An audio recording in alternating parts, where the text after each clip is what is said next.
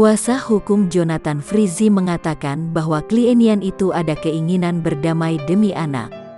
Namun ada permasalahan yang membuat Ijong dan istrinya sulit untuk berdamai dalam perkara cerai kali ini. Sinarta menuturkan bahwa kliennya itu memiliki prinsip pernikahan bukan hanya tanya dirinya dan pasangan. Alasan Ijong dan Dena masih satu rumah pun untuk kepentingan anak.